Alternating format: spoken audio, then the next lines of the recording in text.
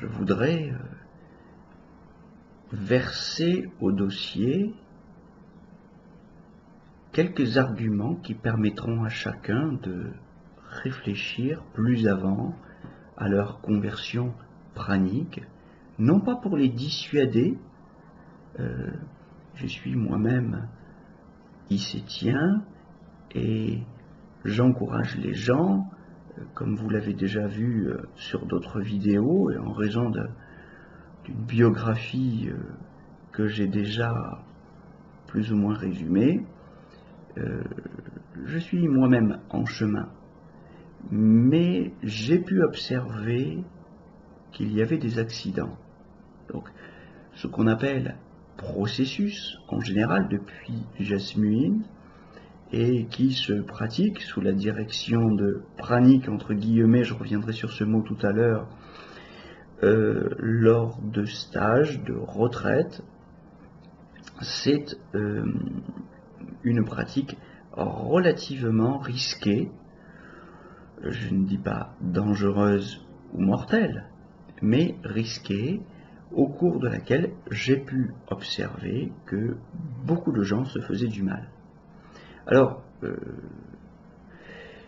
quel type de problème, évidemment, quel type de risque? Des problèmes de type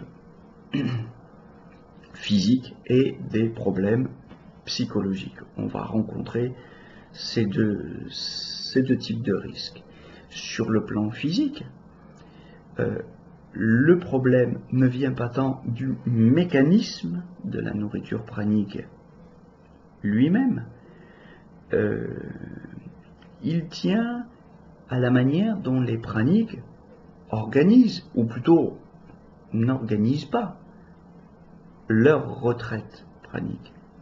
Il tient à la manière dont les praniques, souvent négligents, il faut bien le dire, n'accompagnent pas les retraitants, les candidats à la nourriture pranique, en amont et en aval du stage. Ils ne les aident pas à préparer la descente alimentaire et l'accompagnement à la reprise alimentaire. Ces reprises, il doit y avoir, comme c'est le cas dans 99% des cas, cette reprise n'est pas assurée, le retour chez soi n'est pas accompagné, et c'est là qu'on a les plus gros dégâts.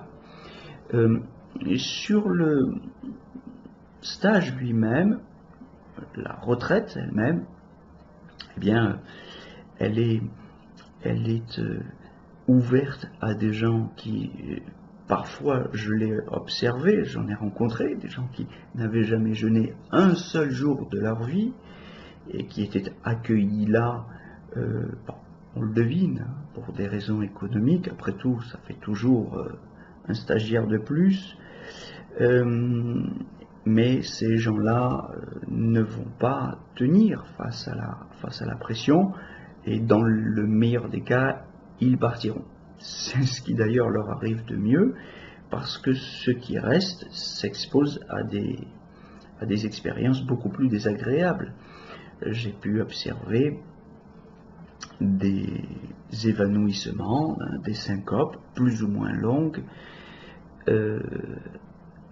des douleurs, des maux de tête absolument fracassants, je veux dire, et des maux de ventre, des douleurs telles que les retraitants, les candidats à la nourriture pranique, restaient allongés dans leur tente, sous leur tente, 2 ou 3 jours, sans pouvoir se déplier tellement les douleurs étaient fortes, et sans que rien n'ait été proposé pour soulager leur douleur, sinon de patienter, voilà, et de boire éventuellement un petit peu. Bon, donc on peut comprendre que ces expériences, évidemment, produisent un stress tel que les personnes qui les subissent ne recommenceront pas. Donc on cause du tort, on cause du tort aux jeunes, on cause du tort à la nourriture pranique, hein, tout en pensant la servir, avec des comportements qui sont au fond imputables à la négligence. Hein. Alors, sur le plan psychologique, les retours à la vie en famille, les reprises alimentaires qui ne sont pas accompagnées vont fréquemment s'associer de crises de boulimie. Les phénomènes de boulimisation sont très connus, très bien, on en discute lors des processus et on en rigole. Mais je ne sais pas si c'est si rigolo que ça, parce qu'on a des retraitants qui sont lors des stages dans un état, disons, d'orthorexie. Ils sont particulièrement rigoureux lors des stages. Cette orthorexie est favorisée par le climat des stages, puisque personne ne mange. Il y a une dynamique de groupe qui est effectivement très porteuse. Mais quand ils rentrent chez eux, nombreux sont ceux qui, d'ailleurs, j'ai pu le vérifier, lors d'échanges de mails qui ont accompagné ces retours chez soi, nombreux sont ceux qui craquent sur tout ce qui leur plaît, évidemment, les pizzas, le chocolat. Et c'est souvent accentué d'ailleurs par le fait que ce retour chez soi est préparé, entre guillemets, par des jus de fruits et de légumes où la part de sucre tient une place, je veux dire le jus de fruits tient une place relativement importante. Et on sait que une reprise alimentaire faite avec des sucres va accentuer les effets de boulimisation. Mais comme vous avez depuis Jasmine cette consigne de la dernière phase du processus pranique qui se fait au jus relativement plus ou moins dilué selon les praniques aujourd'hui qui adaptent un petit peu ce processus à leur sauce. Et enfin, quand on est à plusieurs jours de jeûne, voire à plusieurs semaines, et qu'on se remet à prendre des jus de fruits, et bien évidemment ça va exciter l'appétit. Quand on va rentrer chez soi et qu'on va se retrouver seul devant le frigo, eh bien je vous laisse imaginer ce que ces montées d'appétit vont provoquer en termes de comportement. Voilà. Donc ce sont les deux risques pour la santé physique et psychologique que j'ai pu observer, qui sont des risques de forte déstabilisation de l'équilibre physique et psychologique.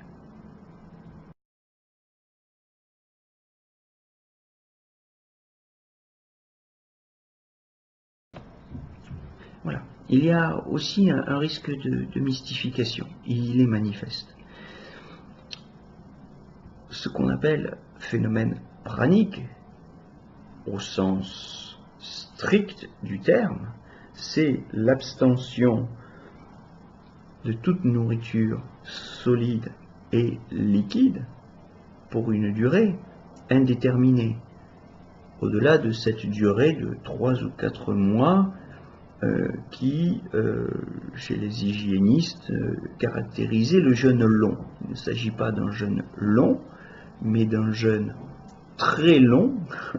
Donc au-delà de cette limite que Shelton définissait comme la limite au-delà de laquelle nous tombons dans le processus d'inanition.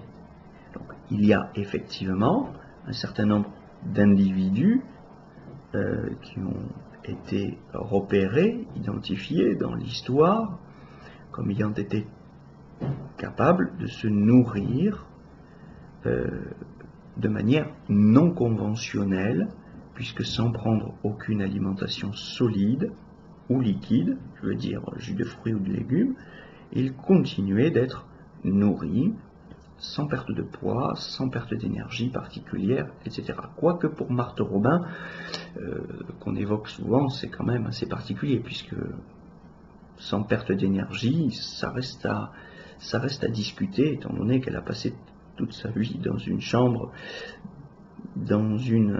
toute sa vie pranique, dans des conditions telles qu'on ne peut pas dire qu'elle ait vraiment bénéficié d'une énergie extraordinaire. Mais enfin, disons que le phénomène lui-même a été attesté. Or, aujourd'hui, certains praniques vont s'attribuer ce titre alors qu'ils mangent.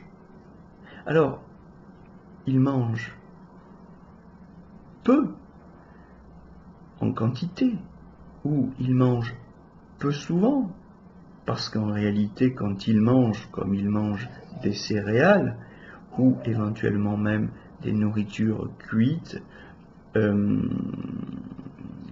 lourdes de graisse cuite, etc., évidemment, et qu'ils mangent peu, et qu'ils jeûnent par ailleurs, du coup, évidemment, ça leur est tellement indigeste qu'ils arrivent à faire, j'ai moi-même fait cette expérience,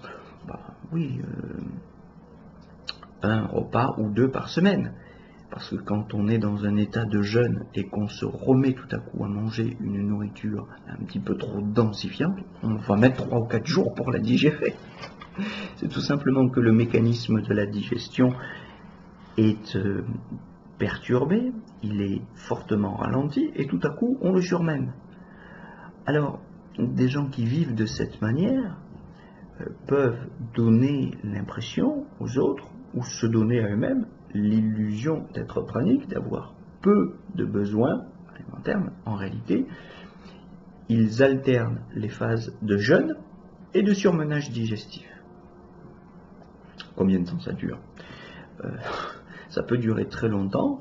J'ai eu l'occasion, effectivement, de voir chez l'un de ces mystificateurs, je ne vais pas le nommer, c'est pas le but ici, je ne cherche pas à faire un procès particulier à qui que ce soit, mais encore une fois, à alerter le grand public ou à donner même aux praniques des éléments de réflexion, disons, rationnels, cohérents, réfléchissants. Ce n'est pas parce que nous parlons de nourriture pranique et que nous parlons de ce que les traditions spirituelles ont identifié comme des pouvoirs surnaturels, que le phénomène soit si surnaturel, si inexplicable que ça, et qu'il ne mérite pas qu'on l'analyse aussi rigoureusement, aussi rationnellement que possible. Donc j'ai eu l'expérience, j'ai eu l'occasion de voir la langue de l'un de ces jeûneurs qui prétend être pranique, mais qui fait en réalité donc 1 ou 2 repas par semaine, et sa langue était gonflée avec un certain enduit relativement épais. En médecine chinoise, puisque vous savez que j'utilise cet outil, ayant été formé, diplômé en médecine chinoise, eh bien, ça veut dire quoi une langue gonflée et avec un enduit blanc ou gris? Eh bien, ça dénote en médecine chinoise une accumulation d'humidité. Accumulation d'humidité chez une personne qui prétend être pranique de niveau 3. Les praniques se donnent quelquefois des grades dont on peut se demander d'ailleurs ce qu'ils mesurent, sinon la taille de leur ego. Là, je crois qu'il y a quand même quelque chose qui doit alerter aussi le public dans cette recherche de la performance et de l'ostentation, de l'exhibition de grades. Bon, alors chez ce pranique, manifestement, il y avait une accumulation d'humidité. Comment c'est possible s'il ne mange pas? Il mangeait, mais régulièrement, son système digestif était envahi d'humidité par des repas probablement excessifs en comparaison de sa capacité digestive, ce qui le mettait en état de surmenage, et donc sa rate et ses intestins étaient envahis d'humidité. D'où l'état de sa langue qui, en termes de médecine chinoise, est une langue pathologique. Donc là, il y a un risque de mystification. Vous pouvez le voir sur un certain nombre de forums où l'on parle de ces soi-disant praniques qui n'ont pas mangé pendant des mois ou des années et qui se sont remis à manger parce qu'à un moment donné, ils tiennent plus, mais ils continuent de s'intituler praniques. Voilà, ils mangent. Plus ou moins, ils ne feront certainement pas 3 repas par jour. Ils sont sans doute beaucoup plus raisonnables que la plupart des gens. Il faut leur en faire crédit, mais ils mangent et ils ne le disent pas. Donc là, il y a une mystification qui empêche les gens de réfléchir sur la manière dont cet état pranique s'installe à long terme et sur les différentes manières de le vivre. Voilà. Alors ils vont évidemment, ça se traduit chez eux par une espèce de refus ou de fuite très habile pour ne pas répondre à la question. Quand on leur pose la question, que mangez-vous? Eh bien, ils ont toutes sortes de manières très habiles de ne pas répondre. Ils vont vous répondre qu'ils picorent un petit peu, évidemment, sans jamais préciser ce que signifie ce petit peu, c'est-à-dire à quelle fréquence ils mangent, en quelle quantité ils mangent, ni ce qu'ils mangent, parce que ce n'est pas la même chose que de manger de temps en temps quelques fruits, c'est-à-dire des aliments à faible densité calorique, et de manger, même une seule fois par semaine, une ventrée de céréales cuites, de plats cuits et transformés. Ce n'est pas du tout la même chose. Faites l'expérience et vous le verrez. Ne pas en parler, c'est dommage. C'est dommage pour la communauté des jeûneurs et des praniques. Le deuxième risque de mystification, c'est autour des compléments alimentaires. J'ai vu des praniques qui prenaient des compléments alimentaires. Tout en sermonnant les stagiaires sur leur manque de foi dans la capacité du père à les nourrir d'énergie. Ils prenaient des compléments alimentaires pour des problèmes de santé qu'ils avaient par ailleurs. Autre risque de mystification, le discours que vous entendez très souvent chez les praniques, qui vous vendent cette voie comme une voie de salut, comme une voie de guérison, doit être assorti de bémols. Alors, je ne veux pas tomber dans l'excès contraire, c'est-à-dire que la nourriture conventionnelle est bien plus fortement responsable de problèmes de santé, qu'on appelle les maladies cardiovasculaires, que le jeûne et la voie pranique. Entre les deux, moi personnellement, j'ai fait mon choix.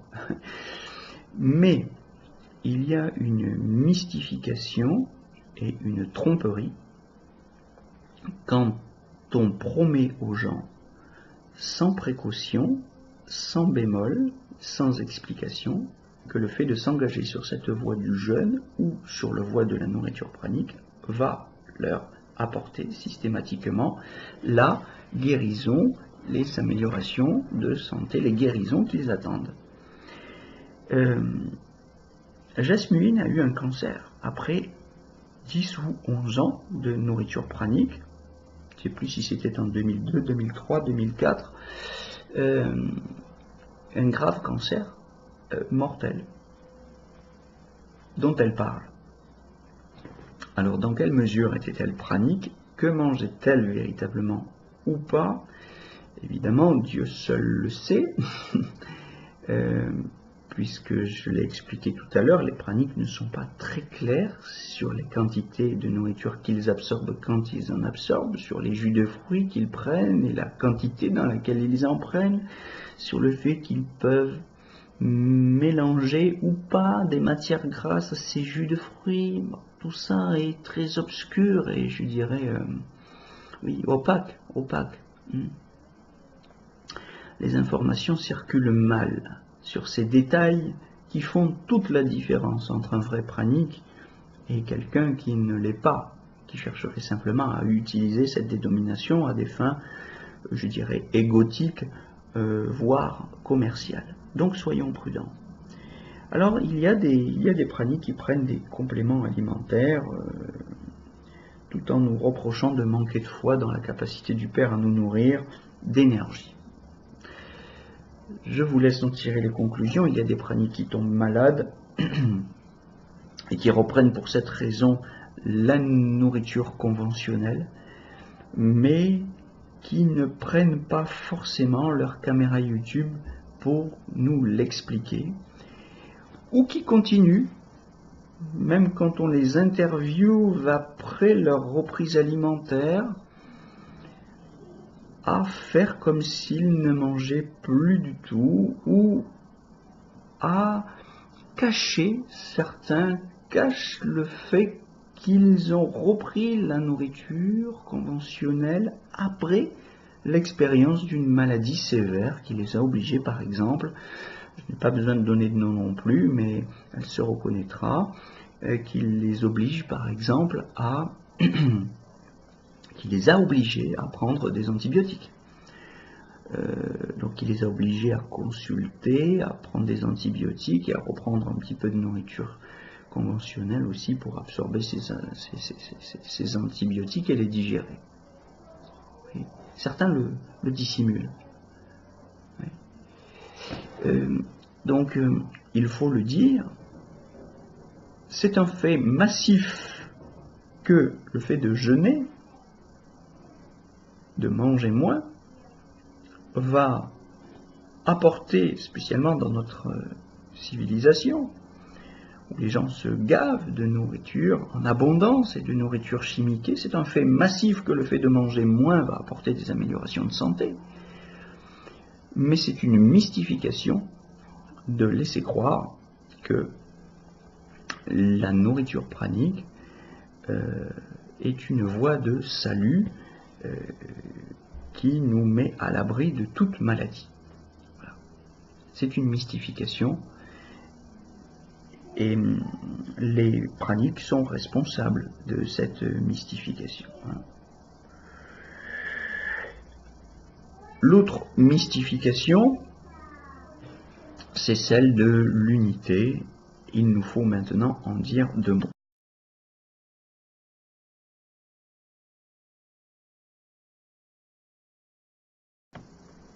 Alors, est-ce que tous les praniques, j'entends donc ceux qui s'intitulent tels et qui mangent peu ou qui sont capables de faire de très longues pauses alimentaires, sont-ils pour cela capables de vivre dans l'unité? Bien, là aussi, il y a un bémol, il y a une question à poser. Il n'est pas sûr que le fait de manger peu ou de ne plus manger du tout soit une garantie suffisante de notre élévation spirituelle, comme les praniques essaient trop souvent de le faire croire en mixant un discours sur la diététique avec un discours sur la spiritualité qui est souvent des plus simplistes. Bouddha a mis en garde contre les pouvoirs. Ce pouvoir de ne pas manger était connu. Eh bien, il met en garde contre ce pouvoir. N'en parlez pas, dit-il pour résumer. Le Yoga Sutra l'évoque au chapitre 3 pour nous expliquer au chapitre 4 qu'il faut y renoncer. Lorsque Jésus évoque la simple question du jeûne, je ne dis pas l'exploit de vivre indéterminément, c'est-à-dire indéfiniment sans manger, je parle simplement du jeûne. Lorsque Jésus l'évoque dans les évangiles, c'est pour nous dire de rester discret, de ne pas l'étaler en place publique, de ne pas en faire commerce, de ne pas s'en servir pour nourrir son ego, parce que c'est contradictoire avec le cheminement spirituel. Évidemment, le fait de dire que vous ne mangez pas, que vous ne mangez plus, suscite chez les autres une espèce d'admiration, que ce n'est pas de l'idolâtrie, qui est une menace pour l'ego. Hein, si tant est qu'on veuille bien se défier de tout ce qui menace l'ego, si tant est qu'on veuille bien faire cette démarche spirituelle. Mais on a vite fait de confondre la démarche spirituelle avec l'admiration que vous portent les gens au motif que vous avez accompli un exploit surnaturel, entre guillemets, et que ces gens-là viennent vous en féliciter en vous payant des stages, parfois très chers, jusqu'à 1500 € la semaine chez certains praniques. Donc, là, il y a un risque d'inflation égotique, qui se traduit par le fait que de nombreux praniques sont absolument inaptes au débat, à la discussion philosophique. Ils n'acceptent de discuter. J'ai des échanges de questionnements, de questions-réponses sur Facebook, de mails qui le prouvent. Beaucoup de praniques ont tendance à dire ceci ou cela, à exposer leur théorie.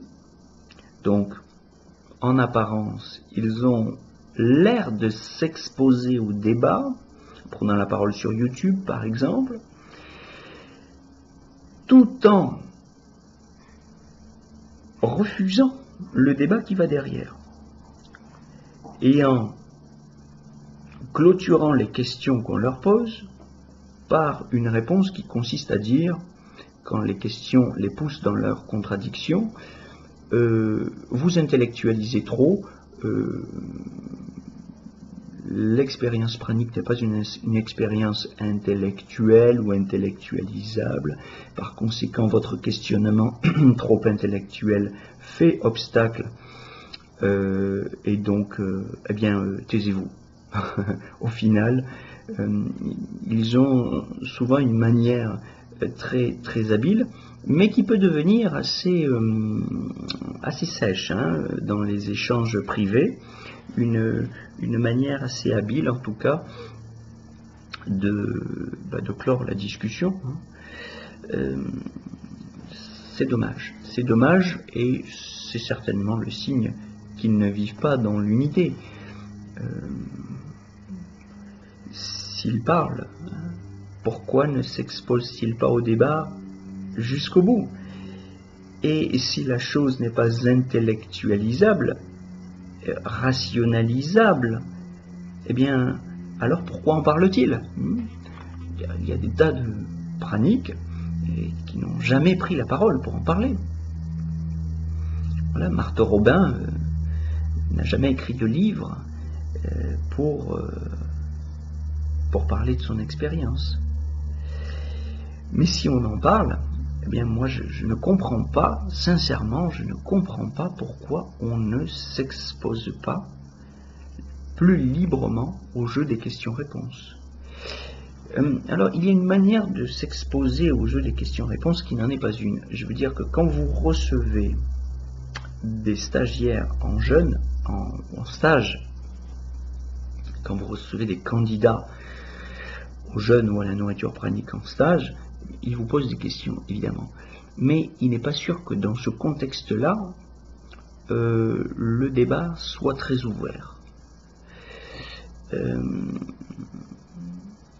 Parce que les candidats sont dans une position, les stagiaires sont dans une posture de relative subordination. J'ai moi-même participé humblement, comme stagiaire, à un processus au cours duquel j'ai essayé d'interroger sur ce qui me semblait être des zones obscures. Hein. Pas appeler ça des contradictions, j'ai essayé de le faire poliment.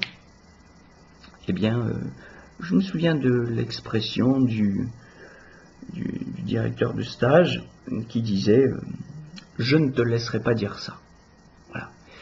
Donc, vous pouvez avoir des praniques qui, dans des vidéos sur YouTube ou dans des conférences publiques,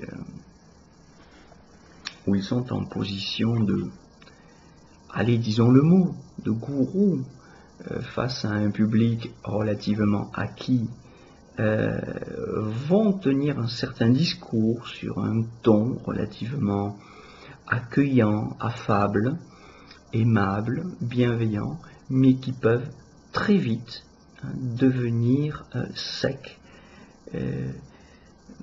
voire castrateurs, quand ils sont acculés dans leurs contradictions. C'est parfois un peu Dr. Jekyll et Mr. Hyde. Donc, chacun le sait pour lui-même. On peut être certains jours d'une humeur absolument délicieuse et le lendemain péter les plombs pour un petit détail. Hein. Alors, j'invite le public à réfléchir sur le fait que, si c'est le cas pour lui-même, ça peut être aussi le cas pour des personnalités qui se présentent parfois comme des maîtres spirituels. Le sont-ils? Eh bien, évidemment, chacun en juge pour lui-même. Je n'ai pas moi-même de jugement à apporter là-dessus, mais en tout cas, on ne peut pas déduire du fait que quelqu'un est en cheminement pranique, qu'il est même relativement avancé sur la voie pranique, je veux dire qu'il mange peu, qu'il mange en petite quantité, ou qu'il a été capable de s'abstenir de toute nourriture solide pendant 1, 2 ou 3 années. On ne peut pas en déduire pour cela que c'est un éveillé. Voilà. Donc vit-on dans l'unité quand on est sur la voie pranique? C'est pas sûr. Vit-on dans l'unité? C'est la dernière question que je poserai. Vit-on dans l'unité quand on ne mange plus, alors qu'on vit toujours dans la société? Là aussi, il y a une obscurité, sinon une contradiction. Vous avez beau dire, vous avez beau faire, quand vous ne partagez pas les manières de vivre d'une société donnée, vous n'êtes plus intégré à cette société. Et vous ne vivez pas en unité avec elle. Vous ne vivez pas en harmonie avec elle. Donc, je crois que c'est la raison pour laquelle les grandes traditions spirituelles qui ont connu la possibilité de l'expérience pranique, c'est-à-dire la possibilité d'une expérience de vie sans aucune nourriture solide ou liquide pour une durée indéterminée, pour plusieurs mois ou des années. Les traditions taoïstes, la tradition bouddhiste, et d'autres traditions ont connu cette expérience et en ont parlé. Vous en voyez par exemple une allusion dans une anthologie des textes tibétains publié par Mathieu Ricard, qui s'intitule Chemin spirituel. On parle de cette expérience. Les maîtres de la voie tibétaine, dont Mathieu Ricard rapporte des poèmes, font très concrètement allusion à cette expérience. Mais c'est une expérience qui est ouverte aux moines de la voie bouddhique, qui n'est pas nécessaire, qui n'est pas impérative, mais qui est ouverte aux moines dans la mesure où ils voudraient aller vivre dans les montagnes pour pousser leur expérience spirituelle. Parce qu'évidemment, au sommet des montagnes, les hivers sont longs, il n'y a pas un supermarché en bas de la route ou derrière le pic de montagne où on est allé se réfugier. Donc il faut pouvoir traverser de longues périodes sans nourriture. C'est possible, et c'est même dans ce cas-là, nécessaire, c'est vital. On peut s'y préparer, l'expérience est possible, est connue, est reconnue. Mathieu Ricard en parle. Mais dans des conditions, vous voyez, des conditions sociales très particulières pour une expérience qui implique aussi une rupture par rapport au mode de vie ordinaire. Dire, comme le font certains praniques, que vous pouvez simplement vous contenter de faire la nourriture, faire le repas, préparer la nourriture pour votre famille et vous mettre à table sans manger, c'est vrai à l'occasion, c'est vrai, oui, d'une manière générale, c'est une expérience qui me semble relativement séparatrice dans la durée. C'est une expérience qui coupe de ses semblables. Beaucoup de théologiens l'ont déjà remarqué, ces questions de nourriture sont plus importantes que toutes les questions théologiques les plus pointues, ce qui sépare les musulmans des autres, ce qui sépare les juifs des autres, ce qui sépare les chrétiens des autres. Ce sont ces questions techniques très concrètes, très pratiques du quotidien, comment on mange, avec qui on se marie, vous voyez, ces questions très concrètes sont beaucoup plus risquées pour la vie en commun que les questions subtiles de théologie, savoir si Dieu est un ou trois. Ces questions de théologie sont tellement inaccessibles à la plupart des gens que... Non. Ce qui fait que nous faisons société avec les autres, c'est la question de savoir comment nous vivons au quotidien avec eux. Et la question de savoir comment nous mangeons est absolument essentielle. Comment et avec qui nous mangeons ou pas, c'est une question absolument essentielle. Et il n'est pas sûr que l'expérience pranique, dans sa perfection, c'est-à-dire l'expérience qui consisterait, le style de vie, le régime d'existence qui consisterait à ne plus absorber aucune nourriture, solide ou liquide, soit compatible avec une vie familiale et sociale épanouie. À moins de se créer une personnalité particulière et de recomposer dans une espèce de microcosme à part, mais qui confine alors à la secte. Bon, point d'interrogation, je pose en tout cas la question. En tout cas, je parlerai volontiers de microcosme séparé, dans lequel, évidemment, là, on peut prendre toute sa place. C'est ce qu'essaient d'ailleurs de faire certains praniques qui créent des éco-villages ou qui, il faut bien le dire, parfois, faute de vie familiale réussie, parce qu'ils ont raté leur vie familiale et parce qu'ils ont aussi raté leur vie professionnelle. Il y a cet aspect-là à prendre en considération. Ils ne vivent pas en couple, parfois même leur couple a explosé ou éclaté à cause de leur expérience pranique. Ils n'ont pas non plus su trouver leur place dans la société. On peut se demander, c'est une question en tout cas qu'il faut, je crois, avoir présente à l'esprit, on peut se demander s'ils ne vivent pas dans la séparation, loin de vivre dans l'unité, s'ils ne vivent pas dans la séparation et s'ils ne prennent pas de cette manière un petit peu leur revanche par rapport à une société ou qui ne leur a pas donné leur place, ou dans laquelle ils n'ont pas su trouver leur place. Voilà, là je crois qu'il y a un vrai lieu de questionnement. Je n'ai pas de réponse, encore une fois, à ces questions. Notez que j'ai proposé toute cette vidéo sous forme de questions. Ce sont des questions très embarrassantes, mais ce sont des questions qu'on ne peut pas esquiver sans risquer de faire peser sur soi le risque de mystification, de sectarisation. Et j'espère avoir aidé à la clarification au moins de ces questions, comprendre l'importance de se les poser et de les partager. Voilà, je vous souhaite une bonne journée et une bonne démarche, un bon cheminement vers une sobriété beaucoup plus grande.